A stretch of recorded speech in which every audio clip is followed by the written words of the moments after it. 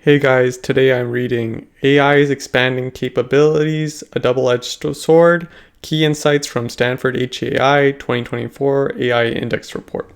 So if you guys don't know what Stanford HAI is, it's an association by obviously Stanford where they go through a lot of their AI insights, and I've been following them for a while, and they've made some pretty good points in their index report. So AI systems have significantly progressed, outperforming humans in tasks like image classification and language understanding.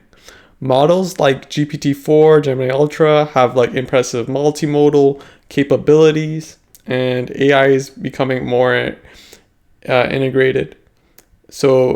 But there's a lot of issues such as complex reasoning and fact verification. So it's important for these things to be addressed because it's becoming more and more prevalent. There's more and more money being invested in it, but there's still some fundamental issues. And there's a rise of multimodal AI, so image to text. We've seen this with OCR, optical character recognition, but now even videos coming out, text to video models that I just did the other day, and images are trivial to make nowadays. So it's pretty awesome. And this report's a little outdated, but it's still really useful. It has some nice insights. The need for harder benchmarks are truly important as well. So all these LLMs are being evaluated on benchmarks. You keep on seeing the scores on Twitter posts or LinkedIn posts, but we need to analyze what these benchmarks are and improve upon them and make them harder and just change the way we're evaluating these models, because there's a lot more that they're going to be able to do. And as which I'm going to be talking about in a future video, they're talking about super intelligence, right? Where you're basically trying to evaluate the n+1 intelligence from n. So basically you're trying to make it up to that intelligence and help use that intelligence to train the next iteration of the next intelligence, because it's going to be more intelligent than humans maybe. So that's the need for harder benchmarks. We need to push the limits of AI. We need to evaluate AI better. And this whole process needs to improve. The data AI feedback loop. So that's very important as well. I did that in another video. The Apple Intelligence video was talking a lot about how data is being used as a feedback loop to train models. And SegmentAnything model is a very cool model by Facebook to segment all these images. And basically a positive feedback loop will accelerate AI's progress. The AI's model will become better at generating data, training even more powerful models. So this part is talking about synthetic data, which I haven't made a video yet, but there's an article on NVIDIA, the NVIDIA open source models that show the whole process, how they were trained. And these models were trained off of synthetic data, which is also another story, but basically this data is really important for training these LLMs. The importance of human evaluation. So human evaluation is super important. So benchmarks like Chatbot Arena Leaderboard, which ranks models based on user preferences, are becoming more common. This shift towards human evaluation reflects the growing importance of public perception in AI development. So that's basically what Scale AI does. Kind of really goes in, gets a bunch of humans to evaluate these LLMs. And it's really important to have these humans doing RLHF, reinforcement learning, human feedback. So human touch is really important. It's always going to be important.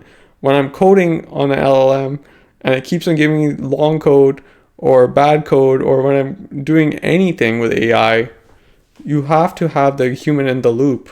It can't just be a fully autonomous agent. because you don't know what's actually going to work for you. And also make sure that it's ethical, because we don't know what the ethics system of AI is. So we're going to talk about super alignment later on, or alignment to human values. How do we make an intelligence that is more intelligent than us be okay with our values and our ethics? That's going to be hard. It's going to be a hard problem to solve. And that's why a lot of people are leaving OpenAI to start their own companies to try solving that mission. So the industry's dominance in AI research. So the private sector continues to lead AI research, R&D basically. And compared to academia, there's only 15 models. There's 51 in the industry. And that's of 2023. So this is probably gone way more. But basically the private sector is getting all these models, and having all this power in the hands of a few large corporations is not the greatest, So that's why we're really pushing for open source models, but not just open source models that just release the weights, but as Andrej Karpathy is doing, going through the whole infrastructure on how to go step by step, how to do all these LLMs, how to deploy all the way to production. That's really important so that this doesn't happen, and it's not just in the hands of a few people. And that's going to be important for evaluation. It's going to be important for human feedback. It's going to be important for fine-tuning. Just having the more people have access to it will be able to try, just more minds on it will help hopefully super align the AI to our values. So the escalating costs of frontier AI. So that's also a big concern. The reason is cost, right? It's so expensive to train these models, and don't even talk to me about these multimodal models, right? So text to video, all of this stuff costs so much money, so much computation. Before we were training the entirety of the internet, right? And that was just text. Then you tried doing images and videos. There's even more storage, more computational power, encoding, all of this stuff. The more, maybe we go to 3D video. We go to 3D video game assets. These are really computationally intensive, a lot of storage that's required and is moving through. So as we go more forward, making more advanced models and more multimodal models, and even modalities we haven't thought of yet, it's going to cost a lot of money. So it's definitely going to put the power in the hands of few. So it's really important to have some type of system where we're able to reallocate resources to open sourcing things and in academia and research, so it's also public.